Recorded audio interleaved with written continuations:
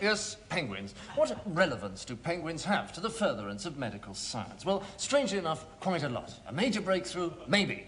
It was from such an unlikely beginning as an unwanted fungus accidentally growing on a sterile plate that Sir Alexander Fleming gave the world penicillin. James Watt watched an ordinary household kettle boiling and conceived the potentiality of steam power. Would Albert Einstein ever have hit upon the theory of relativity if he hadn't been clever?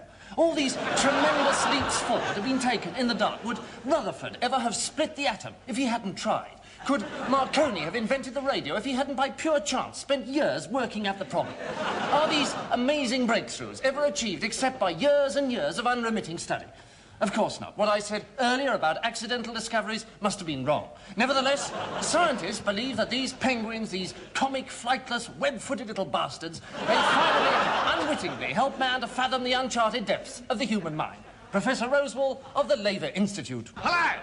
Here at the Institute, Professor Charles Passerelle, Dr. Peaches Barkovitz and myself have been working on the theory originally postulated by the late Dr. Kramer that the penguin is intrinsically more intelligent than the human being. The first thing that Dr. Kramer came up with was that the penguin has a much smaller brain than the man. This postulate formed the fundamental basis of all of his thinking and remained with him until his death. Now, we've taken this theory one stage further. If we increase the size of the penguin until it is the same height as the man, and then compare the relative brain sizes, we now find that the penguin's brain is still smaller. But, and this is the point, it is larger than it was. For a penguin to have the same size of brain as a man, the penguin would have to be over 66 feet high. This theory has become known as the waste of time theory and was abandoned in 1956. Hello again. Standard IQ tests gave the following results. The penguins scored badly when compared with primitive human subgroups like the Bushmen of the Kalahari, but better than BBC programme planners. The BBC programme planner's surprisingly high total here can be explained away as being within the ordinary limits of statistical error. One particularly dim programme planner can cock the whole thing up. These IQ tests were thought to contain an unfair cultural bias against the penguin.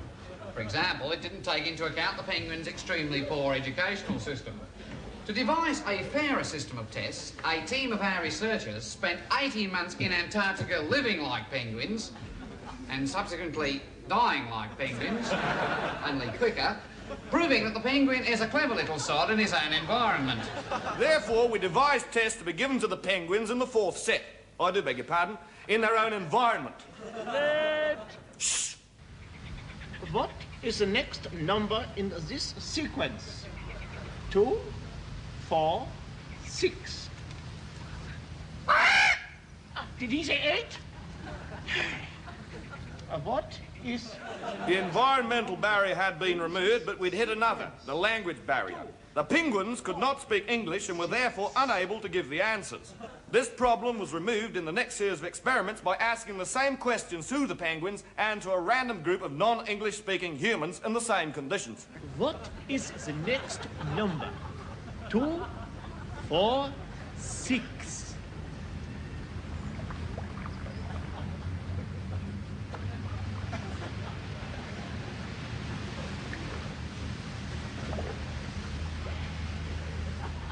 Hello? The results of these tests were most illuminating. The penguin scores were consistently equal to those of the non-English speaking group.